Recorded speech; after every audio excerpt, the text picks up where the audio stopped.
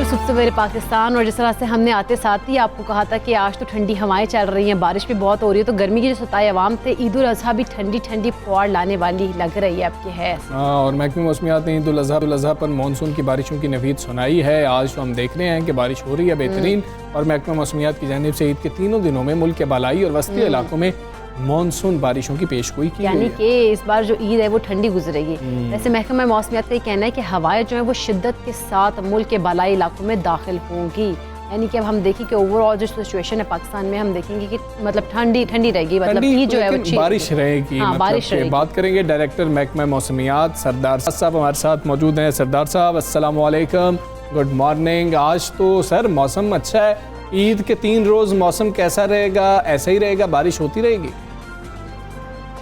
जी वालेकुम अस्सलाम, बहुत शुक्रिया। जी बिल्कुल, ये स्पेल चलेगा 23 तारीख तक कमोबेश, और इसी तरह कभी थोड़ा वक्फा आएगा, लेकिन ये चलता रहेगा और ईद आपके यहाँ ऐसी गीली गीली गुजरेगी। अच्छा सरफराज साहब, कोई अलर्ट भी जारी किया कि कोई ज़्यादा बारिशों का ख़तरा हो, इसलिए इसके लिहाज से?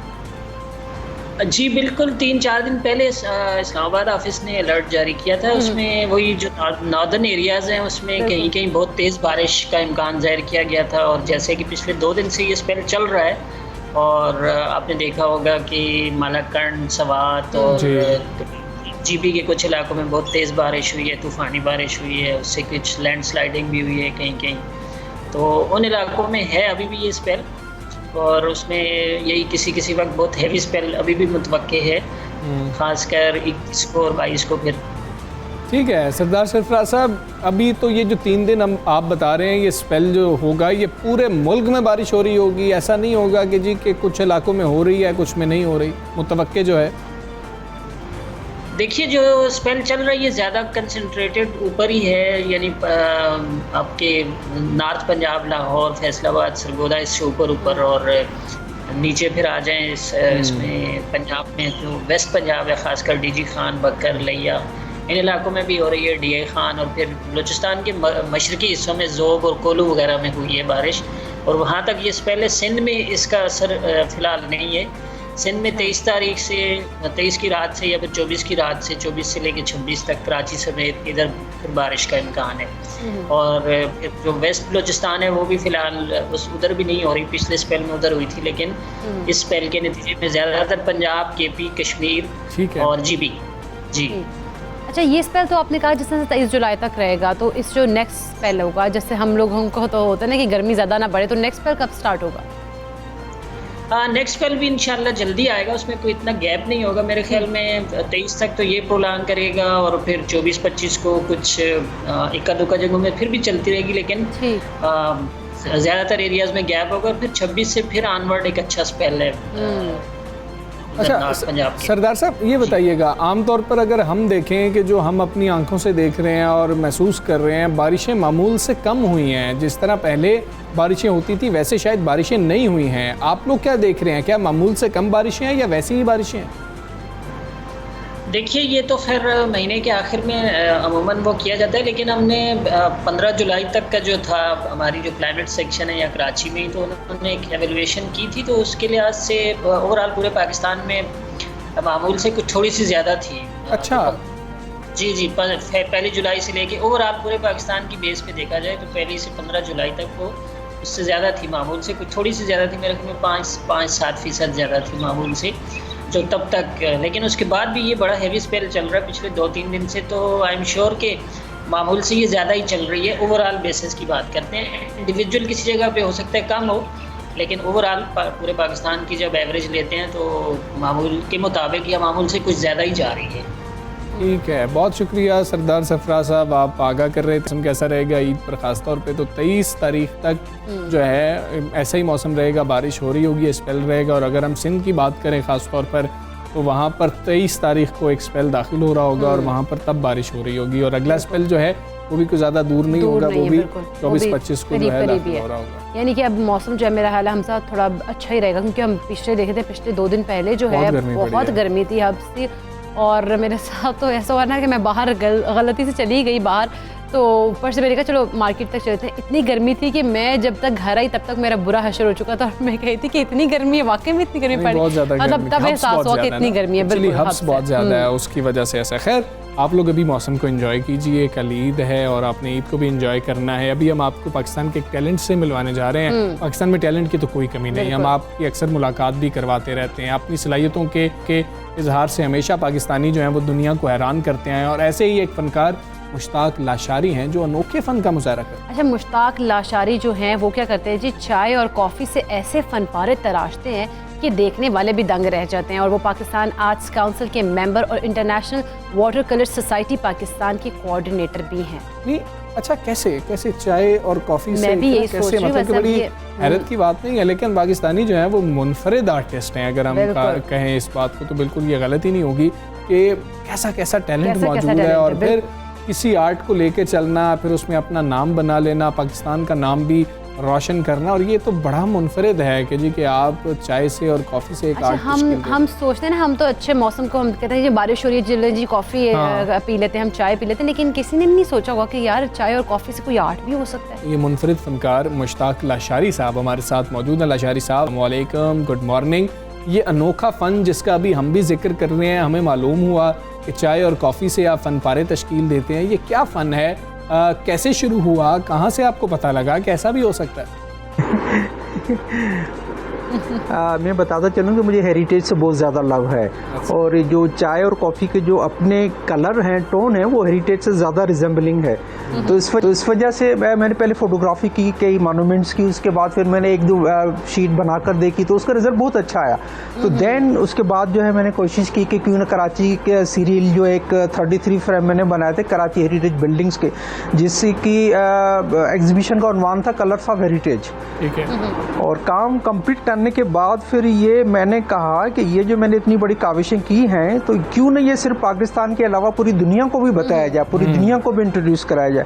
तो देन उसके बाद फिर मैंने ये 2 माह तक वेट किया कि वो डेट जो इनकी एक इंटरनेशनल डे आता है 18 अप्रैल, जिस पे पूरी दुनिया जो है heritage day monument site celebrate करती है। तो मैंने उसी दिन ये एग्जीबिशन की और फिर हाल कराची में, जहाँ से ये आने एयर हुआ और पूरी दुनिया में मैसेज गया कि हम भी अपने हेरिटेज से किस कदर लव करते हैं और एक नया स्टाइल, एक नई चीज़ जो है वो इंट्रोड्यूस कराने में पाकिस्तान में मेरी पहली पोजीशन अभी तक बरकरार है। क्योंकि इसके सर्टिफिकेट्स हैं Pakistan national council of arts के, सिंध गवर्नमेंट कल्चर के।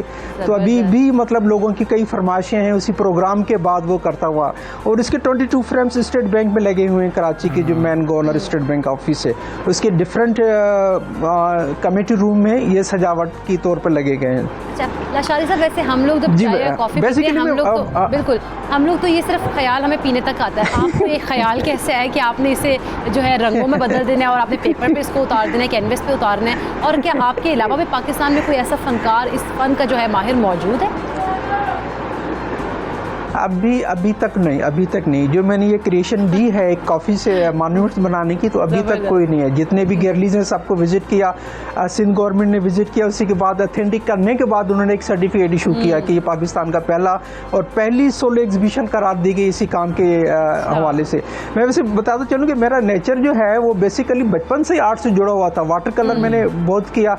उसके बाद कहा कि मैं अगर सोलो एग्जीबिशन करूँ तो कोई ऐसी हो कि जो क्रिएटिव हो, जो पहली दफ़ा ही हो और बड़ा एक अच्छा पूरी दुनिया में मैसेज और इफेक्टिव रहे। तो अल्लाह ने बड़ी कामयाबी की, आपकी दुआओं से, जो व्यूवर्स हैं, लवर्स हैं, उनकी दुआओं से।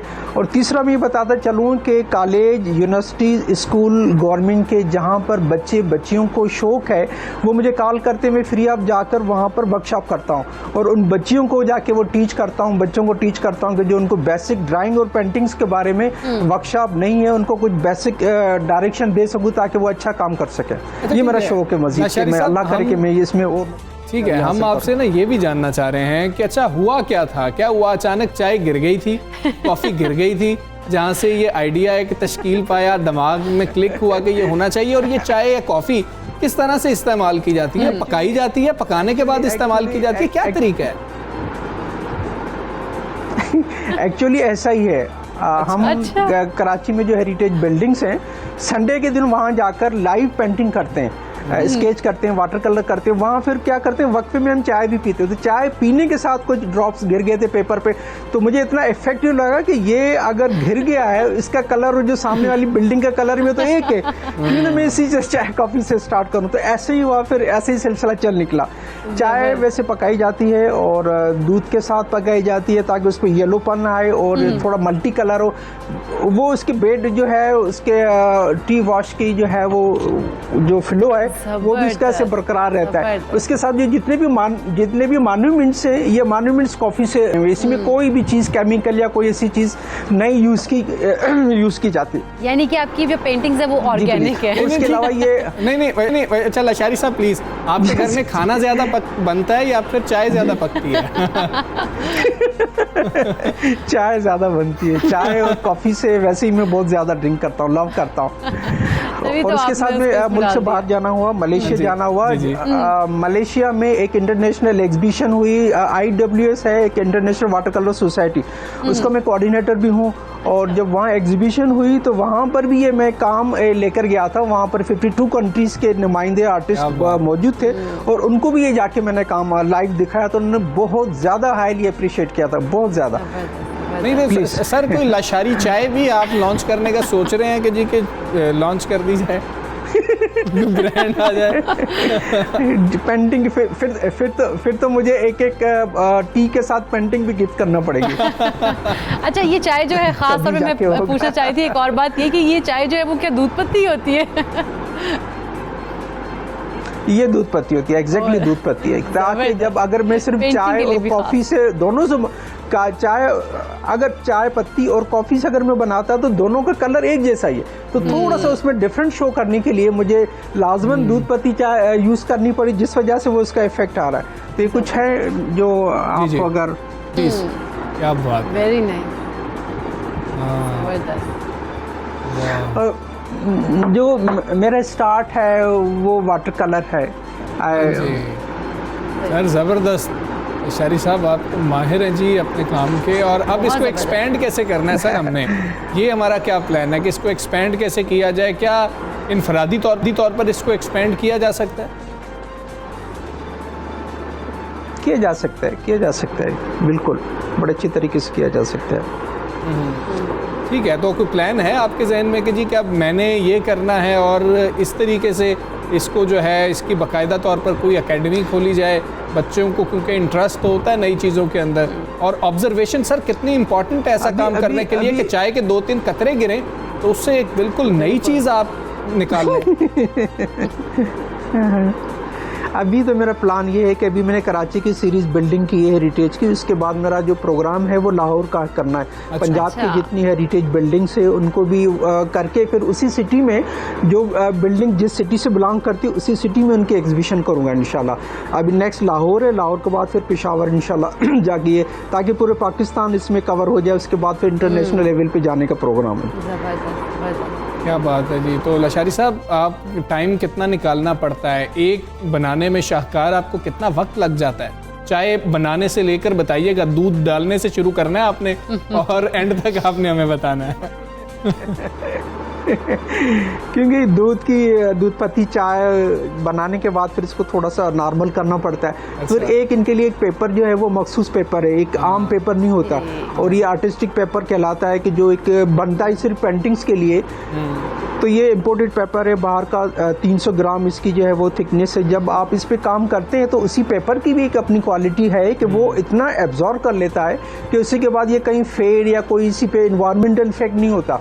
क्योंकि ये कुछ काम जो 2016 से बने हुई मेरी पेंटिंग से अभी तक मेरे रूम में ऐसे ओपन माहौल में पड़ी हुई है, ऐसे एनवायरनमेंट में, उनमें कोई भी किसी भी किस्म का कोई फंगस या कोई ऐसी चीज़ नहीं आ सकती, क्योंकि पेपर जिस पे आप काम करते हो वो ज़्यादा स्ट्रांग है, जिस वजह से उसको एब्जॉर्ब करने के बाद उसमें कोई फेड नहीं करता। और दूसरा बताता चलूँ कि ये पेंटिंग करने के साथ फिर जो मैंने ये रियल चाय का फ्लो है वो ऐसे ही रहने दिया क्लासिकल, उसी में मतलब उसको डिस्टर्ब नहीं किया ब्रश से। ये जो वाइट स्क्रैचेस आपको नजर आ रहे हैं ये स्क्रैच नहीं किया, मगर ये पेपर काम करने के दौरान ये इसको स्पेस देकर मैंने छोड़ा है। और ये नीचे आप अगर देखेंगे तो ये जो ड्रॉपिंग है ये भी इस तरीके के काम के दौरान आपने ऊपर से डाउन आए, और ये ओरिजिनल पेपर जो है ये वाइट है। कहीं ऐसा ना कि लोग समझे कि आपने ये चाय कलर वाला पेपर यूज़ किया और आपने कॉफ़ी से बनाया और कह रहे कि बस मेरी पेंटिंग कंप्लीट हो गई। तो इसी में भी थोड़ी सी वो कुछ इफेक्ट्स हैं, इफेक्ट पेंटिंग में डालना और इसकी जो कंपोजिशन करना वो आर्टिस्ट की अपनी क्रिएटिव होती है कि कहीं से उसने ना कॉपी किया है ना कोई उसकी कॉपी कर सकता है। तो ये एक वो सीक्रेट, इसकी सीक्रेट्स वो खुद ही जानता है। तो इसमें कुछ चीज़ें हैं जो मैंने खुद से क्रिएट की हैं और कहीं पूरी दुनिया में ऐसा मतलब मुझे कहीं से नज़र नहीं आया। और मैं तो कहता हूँ कि पूरी दुनिया में ये हो सकता है कि ये पहला शो हो और पहला मेरा जो गया है, ताकि पूरी दुनिया में देखे कि इंडिया और पाकिस्तान सिर्फ दूधपत्ती चाय पीते हैं, इसके अलावा कोई दूधपत्ती चाय नहीं पीता। तो पाकिस्तान में रहते हुए तो सिर्फ यही मैं ही कह सकता हूँ कि पूरी दुनिया में ये मेरा शो जो है अल्लाह करे वो नंबर 1 पे। पाकिस्तान तो ऑलरेडी हो चुका है। बिल्कुल सर, गुड लक जी। मुश्ताक लशारी साहब बहुत शुक्रिया, आप बड़े बेहतरीन बाकमाल आर्टिस्ट हैं। बड़ा क्या बात है, आप ऑब्जर्वेशन चेक करें, क्रिएटिविटी चेक करें कि वो ड्रॉप्स गिरे वहाँ से उन्होंने ये आइडिया उनको आया और कैसे बेहतरीन उन्होंने जो हमारा अंदाजा बिल्कुल ठीक था कि चाहे कहीं गिरे तो नहीं गई थी। मैंने तो ज़रा तफन्नुन कहा, मैंने तो मजाक के तौर पर कहा, लेकिन वाकई क्या ऑब्जर्वेशन है, क्या बात है। जितनी तारीफ की जाए वो कम है। और जहाँ पे हम लशारी साहब की इतनी तारीफ कर रहे हैं तो हम उम्मीद करते हैं कि हमारे क्रिकेटर्स आज हमें उतना ही तारीफ का मौका भी देंगे। हमारी उम्मीद पर जो है वो पानी ना फेरे, हमारी उम्मीदों पर पूरा उतरे। खैर, पाकिस्तान और इंग्लैंड के दरमियान तीसरा और फैसला कुन T20 मैच जो है वो आज मैनचेस्टर में खेला जाएगा और दोनों टीमों के दरमियान सीरीज जो है आपको पता है कि एक से बराबर है। T20 की हैवी वेट टीम्स जो है उनके दरमियान मुकाबला होगा, बहुत सख्त मुकाबला देखने को मिलेगा। अच्छा जी, बहुत सख्त मुकाबला देखने को मिलेगा। क्या हमें सिर्फ उम्मीदें जो हैं वो बाबर आजम और रिजवान से बांधनी होंगी या दूसरी जो बाकी टीम है वो भी परफॉर्म करती हुई हमें नजर आएगी? बॉलिंग में क्या होगा? क्या अब हम उस्मान कादिर को मौका दे रहे होंगे कि एक स्पेशलिस्ट हमारे साथ मौजूद हो जो उन पिचेस पे हमें फ़ायदा दे सके? और फिर अगर हम टॉस जीतते हैं तो हमें क्या फ़ैसला करना होगा? पिच हम कैसे रीड कर रहे हैं? ये बहुत ज़्यादा अहम है, ये सारे सवाल देखना पड़ेगा वहाँ की। बिल्कुल, तो इसी पर बात कर लेते हैं। सीनियर एनालिस्ट अब्दुल गफ़ार साहब हमारे साथ मौजूद हैं। गफ़ार भाई अस्सलाम वालेकुम, गुड मॉर्निंग। T20 सीरीज़ क्या फैसला कुन मैच है? ग्रीन शर्ट्स की कामयाबी के आप कितने चांसेस देख रहे हैं और कौन से खिलाड़ी अहम किरदार अदा कर सकेंगे? कोई तब्दीली करनी चाहिए? पाकिस्तान टीम की जो आपकी पता है गैर मुस्तकिल कारकर्दगी है, उसके बाद कुछ कहना बड़ा मुश्किल होता है। बट अगर हम पहले मैच को देखें और दूसरे मैच को देखें तो दो चीज़ें बड़ी वाज़ेह हो जाती हैं कि इंग्लैंड ने पहले मैच की शिकस्त के बाद गेम प्लान को चेंज किया। वो 2 स्पिनर उनके पास थे, तीसरा स्पिनर आदिल रशीद को लेकर आए, मोइन अली और पार्किंसन।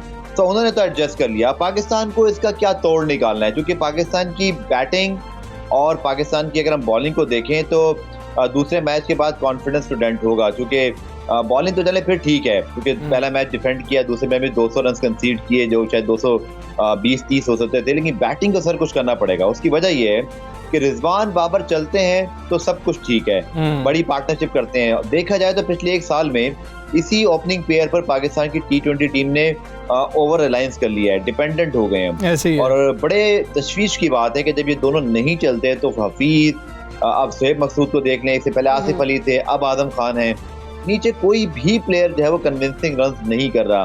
तो आई थिंक पाकिस्तान के लिए तो मुझे लगता है कि कंडीशनल किस्म की मैं यहाँ बात करूंगा। अगर हम टॉस जीत के पहले बैटिंग करते हैं, रिजवान बाबर रन करते हैं, तो भाई फिर ही हमने देखा कि पिछले 6 महीने में हम जीत की तरफ बढ़ते हैं। और फिर बॉलिंग हमारा अटैक ऐसा है जो 180-190 डिफेंड भी कर सकता है। बट अगर इंग्लैंड की पहले बैटिंग आ गई या रिजवान बाबर नहीं चले तो serious question mark, serious concerns हैं पाकिस्तान के rest of the batting line पे भी और पाकिस्तान की रन चेजिंग की एबिलिटी पर भी। तो it's I think it's critical thing कि पाकिस्तान को टॉस जीत के बैटिंग करना पड़ेगा। अब्दुल गफ्फार साहब, कोई चेंजिंग्स देख रहे हैं? जिस तरह से आपने भी जिक्र किया शोएब मकसूद और आजम खान का, हमने देखा कि इनकी कोई परफॉर्मेंस उस तरह की दिखाई नहीं दी। तो और खास तौर पर अगर बात करें शोएब मकसूद की, जिनसे बहुत ज़्यादा उम्मीदें वाबस्ता थी।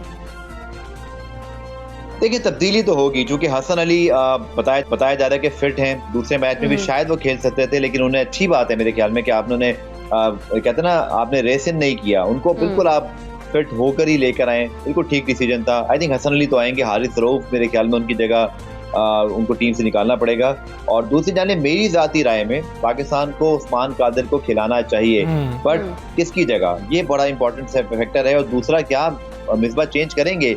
हसन अली का चेंज तो बिल्कुल एक क्लियर कट दिखाई दे रहा है, बट उस्मान कादिर का मुझे लगता नहीं, आई एम नॉट श्योर, मेरे पास खबर नहीं है, मैं इस बारे में ज्यादा बात नहीं करूंगा, बट मेरी ख्वाहिश जरूर है कि उस्मान कादिर खेलें, शायद मेरे ख्याल में बाद वसीम की जगह। अच्छा। उसकी वजह यह है कि शादाब उनकी फील्डिंग, उनकी बैटिंग, उनकी बॉलिंग का भी थोड़ा सा अगर आप देखें तो मुझे तो वो थोड़ा सा उनकी बॉलिंग में इम्प्रूवमेंट दिखाई दे रही है। फिर आप उनको लॉन्ग टर्म देखते हैं, अपने वाइस कैप्टन को आप इस तरह ड्रॉप तो नहीं करेंगे मेरा नहीं ख्याल। तो मेरे ख्याल में 2 तब्दीलियाँ होनी चाहिए। और दूसरा जहाँ तक बात है इस कॉम्बिनेशन की, तो आई थिंक पाकिस्तान को सुहेब मकसूद और आदम खान को जिम्मेदारी का एहसास दिलाना पड़ेगा, क्योंकि सुहेब मकसूद 5 साल के बाद वापस आए, बट 19 और फिर एक मैच में 15 रन, इससे काम नहीं चलेगा। आजम खान अभी नए हैं, मेरे ख्याल में उनको तीसरा मैच मिलना चाहिए। एक मैच के ऊपर आपको किसी किस्मत का फैसला नहीं करना चाहिए, बट सुहेब मकसूद को आई थिंक कुछ करके दिखाना चाहिए।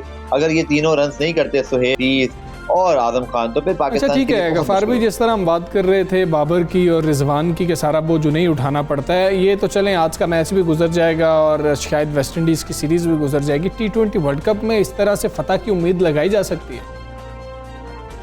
बिल्कुल भी नहीं, क्योंकि हर ओपनिंग प्लेयर या हर बैट्समैन हर मैच में कैसे रन बना सकता है? कभी ना कभी तो उनका ऑफ डे होगा ना।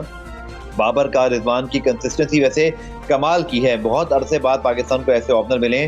बल्कि मैं तो ये सोच रहा हूँ कि क्यों नहीं पाकिस्तान गैम्बल करता।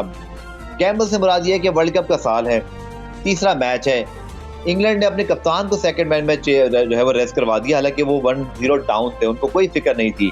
हमें भी थोड़ा सा इस अप्रोच को देखना पड़ेगा। हम बहुत ज़्यादा कभी ना कहते हैं ना, बिल्कुल ही उन चीज़ों को फॉलो करना शुरू हो जाते हैं, बस कुछ चेंज नहीं करना चाहते। I think why not if Pakistan can bring Sharjeel Khan into the account, लेकर आए उन्हें, खिला सकते हैं आप, कुछ नया करने की सोचें तो सही। अच्छा, अब सब स्पिनर की बात करते हैं, मियारी स्पिनर की खास तौर पर। इस वक्त आप कौमी टीम में क्या देख रहे हैं? कमी महसूस नहीं कर रहे इस चीज़ की?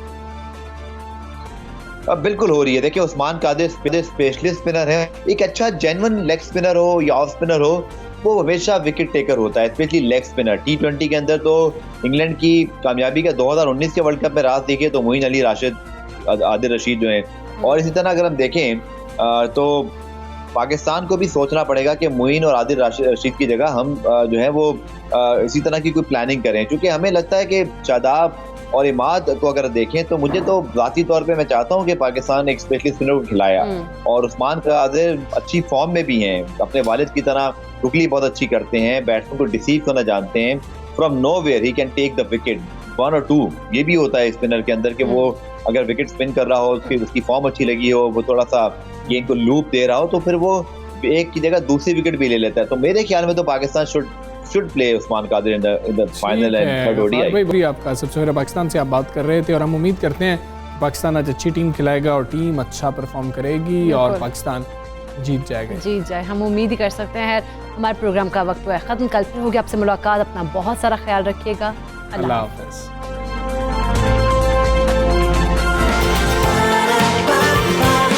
सुबह सवेरे पाकिस्तान।